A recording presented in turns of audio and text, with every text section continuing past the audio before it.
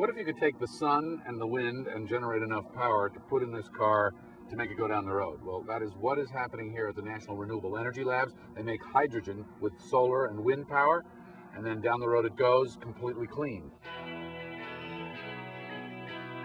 These operate when the wind blows, and the wind is variable.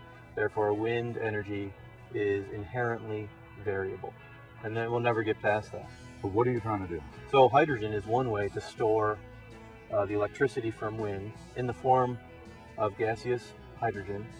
And what's nice about once you have the hydrogen, you have an option. You can turn it back into electricity, but you can also use hydrogen as a vehicle fuel.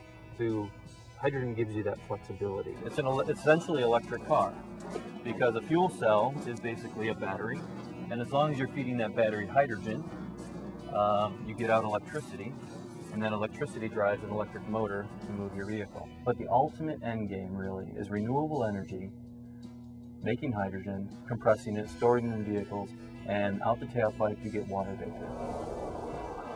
Okay, I'm driving into the future.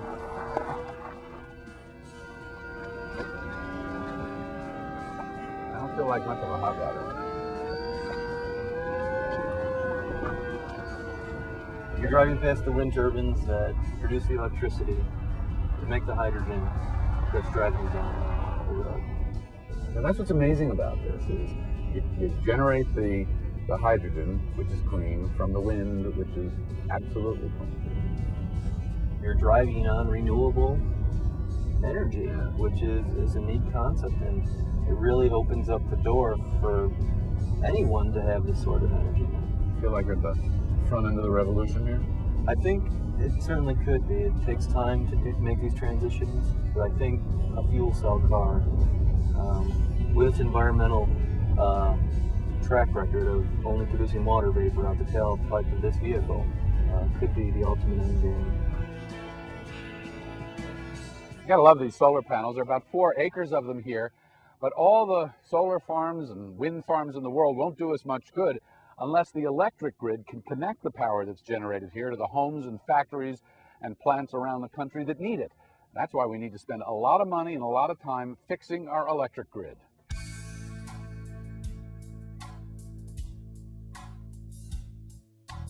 We've gotten at Planet Forward a lot of people who've talked about the grid and making the grid better and making the grid smarter. Specifically, what do we need to build or invest in to do that? We've got a lot of technology we can deploy now, big numbers we could get out there without significant changes. But if we really want to have the kind of impact, like 20%, 30%, 50% of our electricity from renewables, we have to think about some system upgrades. And probably the most immediate one really to access, because many of the best resources in the country, especially in terms of wind and solar and geothermal, are in areas that are distant from the load centers.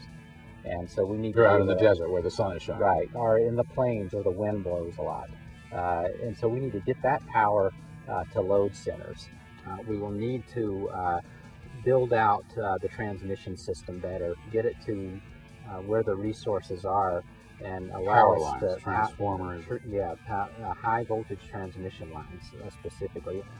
One of the impacts of incorporating a lot of different kind of technologies, all the way from the utility all the way down to the home, is the potential for the system to be quite a bit more sophisticated in terms of how electricity is getting used, how it's getting produced, and the communication between all of the participants in the system. It's very likely to be, I think, in 20 or 30 years, a very different system than we have today.